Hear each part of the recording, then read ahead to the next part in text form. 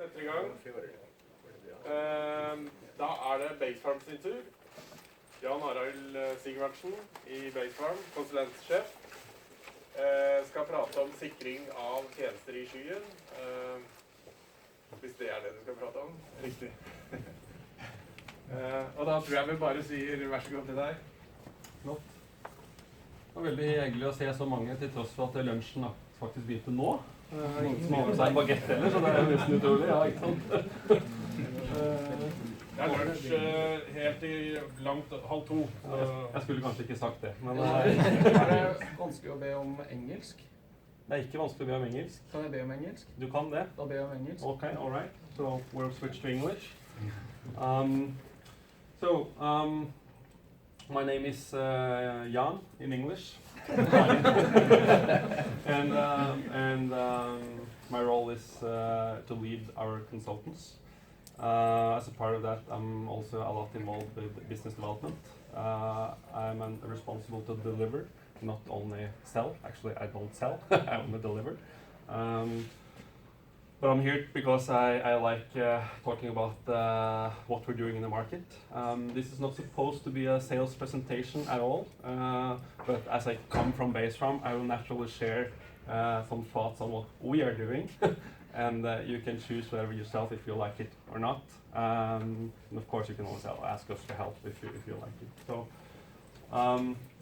again, my background is fairly technical, but I've been working on most on management the last 16 years, and it just started by meaning something about how people do their work, and then you suddenly become a manager. So I'm very technological driven. So just short agenda, we have about 30 minutes. I'll try to stick to those. Won't go too deep down in the technical. For those who don't know Basefarm, I'll tell you what we are. We'll talk a bit about the journey of mission critical to cloud. Then it's our take on the hybrid cloud because there are so many stories out there. And of course we see a few challenges. They're not only nice slogans, and we have some recommendation on how you should adapt to this journey. And I'm colorblind, so I'm very happy that Dell sent me these templates, because if I chose the colors, it would be fairly 64 million gray tones or something. So thank you for that. Okay, just short on Basefarm. We started in the web world in the late 90s, and everyone kind of laughed at us because working with web application late 90s, it was kind of low level and was not mission critical at all. So everyone thought we were kind of, let's say, idiots, because when we go to the Unix environment, we weren't really that mission critical. And then we started the journey a bit fast, a lot of search, and suddenly we started to work with customer-facing applications. And once things are customer-facing, they become mission critical. And today we are in the lucky situation that everything is web-based, usually, even the heavy ERP systems. And there we are. So traditionally, we have delivered this out of our own data centers, and we have a few in Norway. We are represented in Sweden, and we're represented in the Netherlands. Even though we focus on managing the applications, we also deliver co-location. And the reason for that is that there are some clients that would like a lot of managed services, and then they have a few very integrated applications that it's virtually impossible for any service provider to take on because it's too integrated into their processes. So that's the reason for that. Okay, so I'm ordered to say that we were ranked #1 on service delivery in 2016, and actually it's kind of fun for us in delivery, because when you work with IT, you work a lot with problems, and you always think that I have to be better, you have to be better. We always focus on what goes down and not on the good side. So actually for our people, it was a big relief, I would say. That still doesn't mean that we can't be better. Yeah, so just skip straight to that.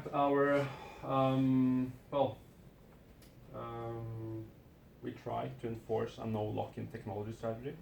That means that we do not only use one vendor.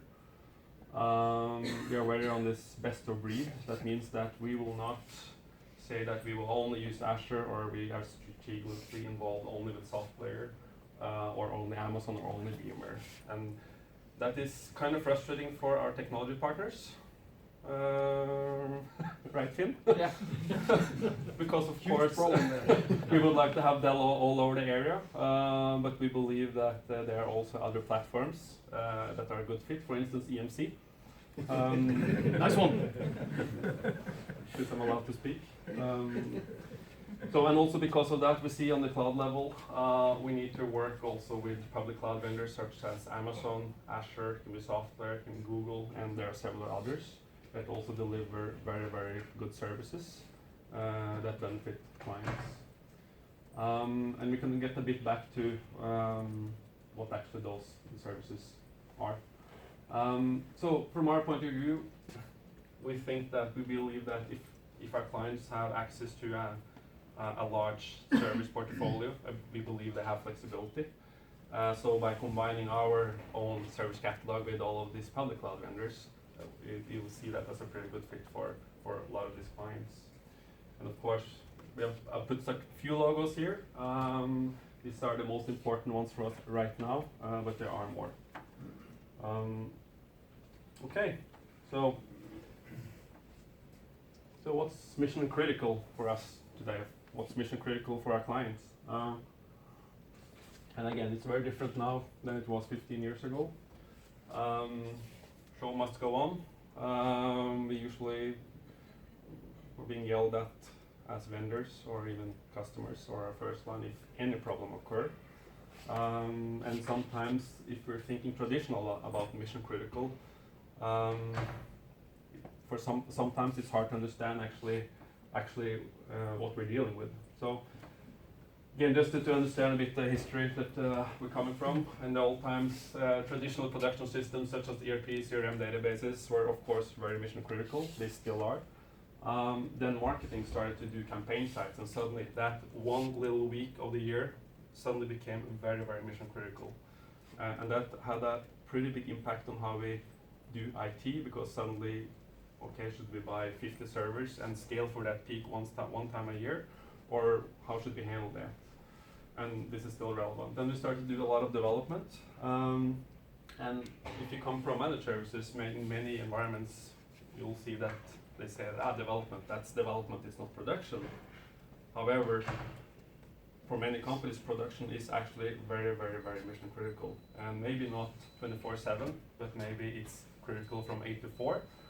Or maybe it's just crucial to get that patch to production within Friday at noon, or else the boat cannot leave the dock. And it has a huge impact on the clients. And this is important to understand us as IT people, that the mission critical part, it's not only a traditional production environment.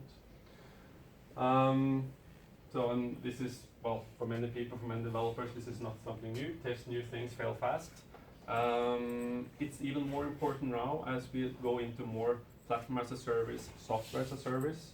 We have access to huge portfolios, and we'd like to test them to see if they can benefit our business. It could be, for instance, get to speed up the reporting at the end of the year.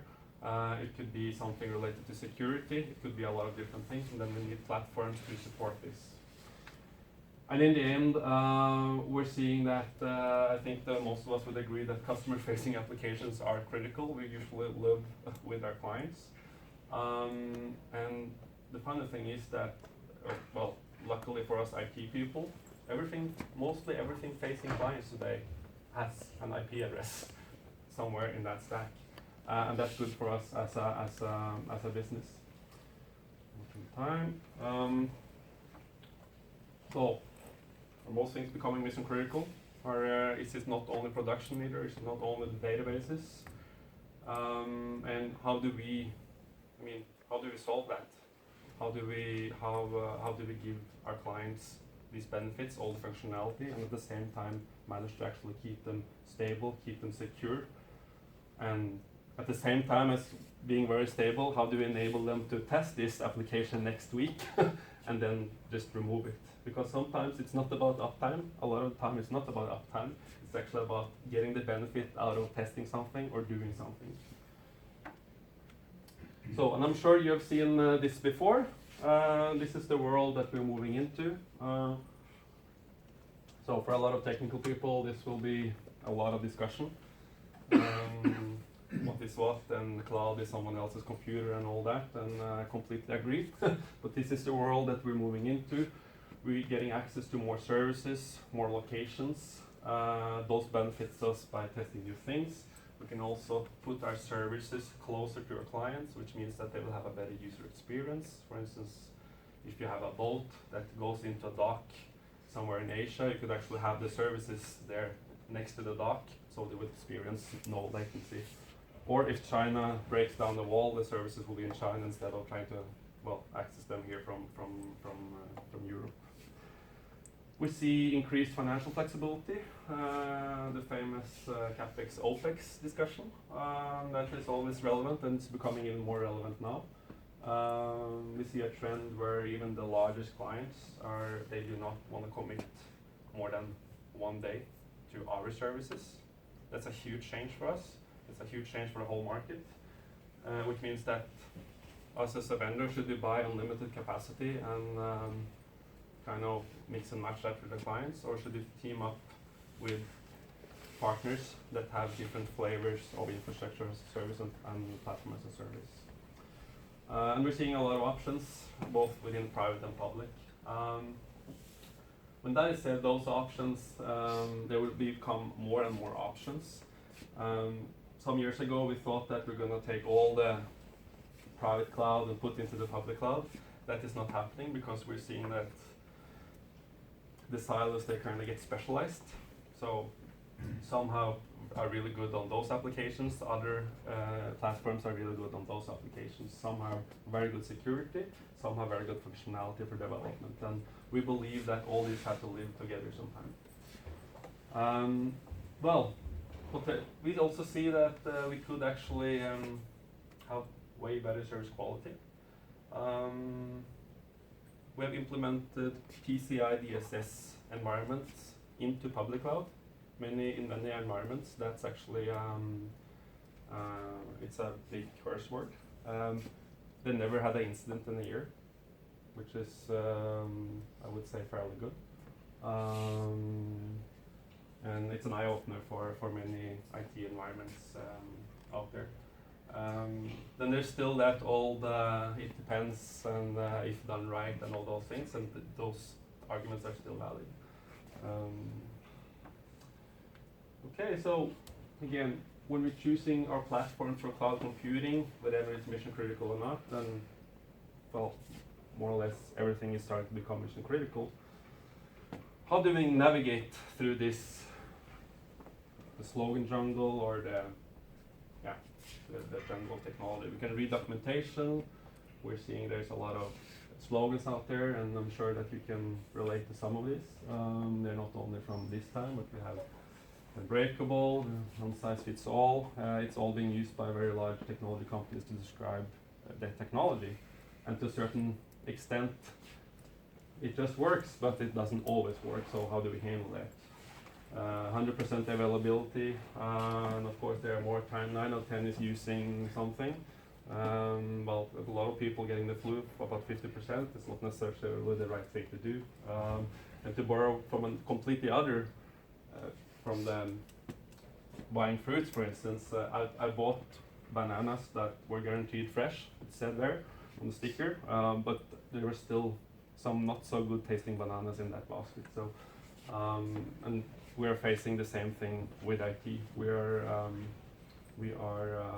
exposed to a lot of promises, and not saying that we're not believing them, but we do not believe in a one-trick pony. So here comes the colors. This is one of our hybrid architectures, where the point is that we have taken our own data centers and we put actually right aside the public cloud data centers.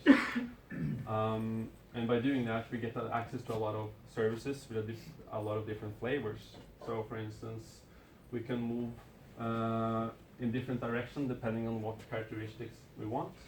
For instance, I'm sure VMware and Hyper-V will find that in most data centers all over the world is something that everyone has. We're also using, for instance, Power for applications that requires a certain type of I/O that fits pretty well there. I'm not saying that VMware don't deliver I/O, but it delivers it different. We're also, of course, seeing a lot of potential in the OpenStack world, which we call Open Cloud, and we're using it for self-service through our clients that want a Norwegian location for the self-service. We believe in integrating in with the other public cloud vendors. Right now, we have started our journey with Amazon and Azure. The reason for that is that Gartner say they're number one. Amazon has done this for 10 years. Microsoft is catching up a lot. And there's a very exciting cloud being established here in Norway in a few weeks in FET. And there are Google, and there are Rackspace, and there are a lot of other cloud vendors that we will integrate with. So then, from our point of view, the mission critical applications, they will live on the top of this any cloud infrastructure, and this allows us to have less lock-in. We have more financial flexibility, we have more technical flexibility, and when actually cloud management is starting to hit Norway or the Nordics, we can actually start to move workload between different clouds, and we can save a lot of money. That is not something that is very hot here in Europe yet, but if we go to the US, where the public cloud segment is much more mature, you will see companies moving, for instance, 1,500 servers from one public cloud to another public cloud, because they know that if they do that now, they will save a lot of money the next half a year. Again, for the Nordics, this is still fairly new. There are some large companies that do this, but it's not becoming mainstream right yet.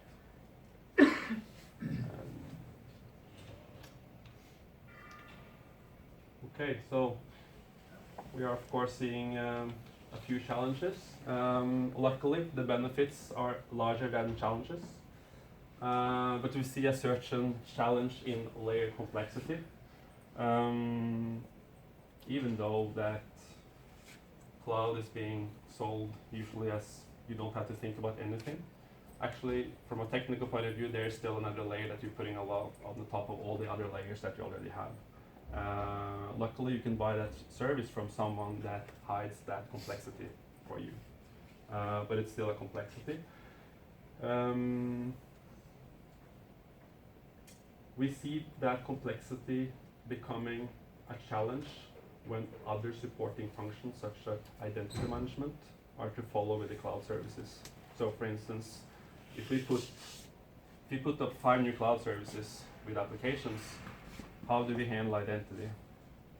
Is it just to click a button, or how do we do that integration? So all our supporting functions, they need to plug into these layers.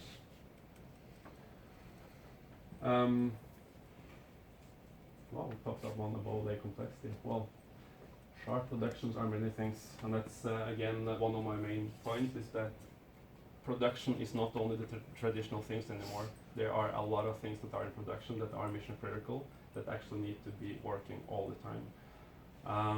And then moving to the cloud, there are a lot more things to think of than, for instance, just moving between one data center to another. We're still on the access to competence and resources part. That's the number one worry for a lot of CIOs these days, and has been for a long time and continues to be. Luckily, there are a lot of partners and companies that deliver this competence. But one thing is delivering the competence on the silo, or just on Azure, or just on Amazon, or just on VMware. And the other thing, which is a bit more tricky, is to actually find the competence that see how all these things fit together, and how you get those benefits without having huge costs. And it can be related to identity access management, it can be related to security, it can be legal. We've been talking about cloud and legal for many, many years. And I think that I'll say the same thing that I said 4 years ago. We're discussing legal and security at the same time as the same way we did in the 90s, when we started to buy outsourcing, because we said, do not outsource, I prefer having my data under my desk.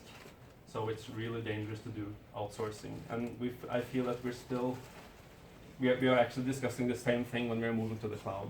I'm not saying that there are no challenges with legal and security in the cloud. I'm just saying that most likely we do not have a choice. So we've been through this before. We started to put a lot of computers in our data centers in the 90s. We lost control, we needed management tools. We started virtualization, put up a lot of VMs, we needed management. We're popping up a lot of cloud services, and in a few years we will need increased cost control and governance. So that market is going to hit us sooner or later, actually we recommend our clients to start thinking about that already now. I'm not saying that we should implement cloud management right now because maybe it's not mature enough, but don't spin off things that you don't have control over. We're still on the culture crash with the developers and managed services people. An example is, for instance, developers like testing new things, so they do this in a test environment, while production people, they see the test environment as something that is completely alike production, and then it becomes a conflict. And we've been working in projects where this has set back the project for several months because they can't agree on what to do where. So one option could be actually to rename the test environment to pre-production, and then you establish the same name regime working with developers and managed services people. And again, there are a lot of promises, and we need to promise things to our clients, which they believe in. However, we're also facing delays on technology basically all the time, and we need to be able to handle those things. So I have 5 minutes left. So our recommendations, we're not recommending people not to go to the cloud. We actually advise people not to fear innovation. Use everything available, test it, fail fast, try out the public clouds, try out the hybrid clouds, check out the container technology. The developers will be thrilled. Think about how, okay, so if we put the container in production, who should do what a bit down the road. Play with the platform as a service, software as a service, and to a certain extent the cloud management platforms to keep the costs under control. Some years ago, again, we thought that we're going to take the traditional data center and move it to the cloud. There are a lot of people that still think that we're doing that. What we're actually doing is that often we are re-implementing in the cloud, and usually it becomes other types of applications. So it's no reason to migrate to the cloud just to be cloud, because it's not necessarily that it will give you the benefits. Again, mission critical is not only ERP or databases anymore. It's far more than that. Mission critical can be those 10 minutes that a developer has to test exactly that for that plane to be able to take off.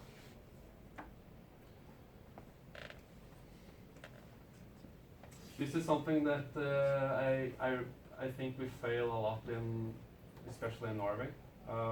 We are very operational focused. Think about what right now, what do we have now, what are we doing now, what can we do now to solve this problem. Now I believe that even more than before, it's important to differentiate on what you're going to do now, what you think you're going to do tomorrow, and what you believe you're going to do in the future. Because if you know that cloud management sometime you're going to have some cost issues related to public cloud or your infrastructure or your applications, you could already now start to look at what direction to go.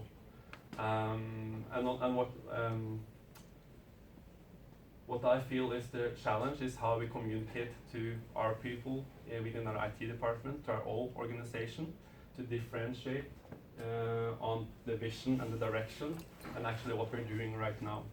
And this is something we see all over, and it's our recommendation to try to differentiate. And it will be way easier to get the benefits you're looking for when you know that all your employees, all your people know what direction you are going, and it's much easier for them also to take choices in their daily operations, because usually it's not only one person that takes the decisions. So of course, as for health, there are many partners here at this event. There are many consultancy houses, a lot of managed providers that work with cloud, and of course we advise our clients to talk with to the people that are doing this, that are betting 100% on this, and actually have this as a profession. Yeah. I think I filled my half an hour. Are there any questions regarding presentations, other things? What's for lunch? I've got one question. Have you looked into cloud management software? Which kind of, or which vendors have you looked at, and what's your view on how mature they are? We started a cloud management project a couple of years ago because we were starting to spin up a lot of VMs. So we have a couple of vendors. Gartner has only recently come out with a quadrant for that because it's fairly new, and well, I'm not gonna. I don't think I would like to say exactly which vendor we are rating number one yet, but we have 3 options right now that we're looking at. These 3 vendors will still develop a lot because the public clouds are actually developing a lot of new things, and what we're seeing is that some of them actually doesn't manage to do the financial prediction that we want them to do, and that is because, for instance, Amazon is changing the way they deliver the service, so the cloud management platform actually doesn't it's not updated fast enough. So, but as a general recommendation, we advise to look to cloud management companies that only do that and don't necessarily sell servers for now, and maybe it will change because it's a very complex field for now. And we also believe that if you go in cloud management, you should actually be able to govern all the clouds and not only the one coming out of your own infrastructure as a service. Because that's also something we're seeing, that all the IaaS and PaaS vendors, they're coming out with integrations to other vendors, to other SaaS services, but usually they will support their own infrastructure just a tiny bit better than they will for competition. And maybe that will change over a few years.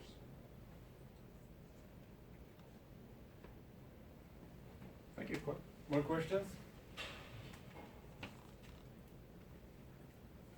It's lunchtime.